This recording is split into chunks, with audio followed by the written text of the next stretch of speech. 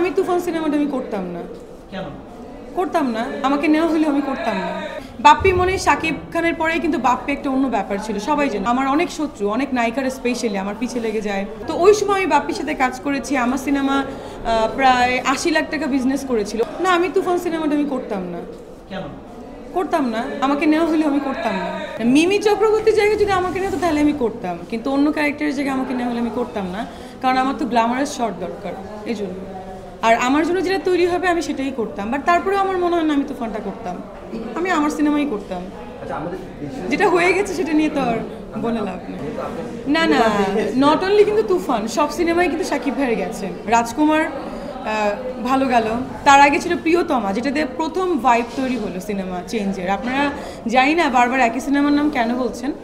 আশাদান্দান ভাই যে সিনেমাটা হলো, প্রিয়তমার যে গানগুলো ছিল, এটা দিয়ে কিন্তু একটা ডিফারেন্ট মানে একটা তৈরি হয়ে গেল একটা লড়াই, ঠিক আছে। ওই সময় কিন্তু আরেকটা সিনেমা ছিল নিশো ভাইয়ের, মানে এই দুটো নিয়ে খুব কন্ট্রোভার্সি চলছিল। সো শুধু যে এটা হয়েছে তা না, শাকিব ভাইয়ের পরপর সবগুলো সিনেমাই খুব ভালো গেছে।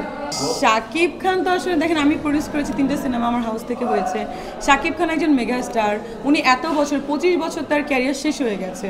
সো তার তো একটা অন্য জায়গা থাকবে, তাই না? পুরানো এতদিনের আর্টিস্ট, তার তো একটা অন্য জিনিস থাকবে। যারা নতুন তাদেরকে কয়জনে চিনে, যারা পুরানো চিনে, বা তার যে সিনেমাগুলো সে করেছে, তার যে লুক, সে নিজেকে তৈরি করতে পারে, চেঞ্জ করতে পারে। তাকে যে ক্যারেক্টার দেওয়া হয় সে নিজেকে চেঞ্জ করে সেই ক্যারেক্টারটা করে। অন্য আর্টিস্টদেরকেও সুযোগ দেওয়া হলে করতে পারবে। আমি তো সব কমার্শিয়াল সিনেমাই করি ম্যাক্সিমাম, আমার তো কমার্শিয়ালের বাইরে কোনো সিনেমাই নাই। আমাকে বরং, যেমন আমি অমিতাভ রেজা ভাইয়ের মাঝখানে একবার কথা হয়েছিল, তখন আমাকে বলছে তুমি তো কমার্শিয়াল সিনেমাই করো। আমি জানি আমি একটু ডিফারেন্ট ট্রেন্ডের সিনেমা করতে চাই। সবাই খেলে আমাকে দেখলে ওই কমার্শিয়াল জিনিসটাই দেখে, আমি একটু অ্যাক্টিংয়ের জায়গাটা আমি দেখাতে চাই মানুষকে, এটাই। না, আমি কিন্তু আগে নায়িকা হয়েছি, তারপরে কিন্তু আমি ডাক্তার হয়েছি। আর অ্যাকচুয়ালি আরেকটা প্রবলেম হচ্ছে, দেখেন এই যে আমি মাঝখানে যখন ফার্স্টে 14তে কাজ করলাম, আমার লাভ স্টেশন সিনেমা বাপ্পির সাথে ছিল। সে সময় বাপ্পি মনে শাকিব খানের পরেই কিন্তু বাপ্পি একটা অন্য ব্যাপার ছিল, সবাই জানে। 14 সাল থেকে 16 সাল পর্যন্ত ওর সঙ্গে শিডিউল নেওয়াই কিন্তু একটা অন্য ব্যাপার ছিল। আপনারা যদি আগে দেখে থাকেন ওই জিনিসটা জানেন, আপনারা জানতে পারবেন।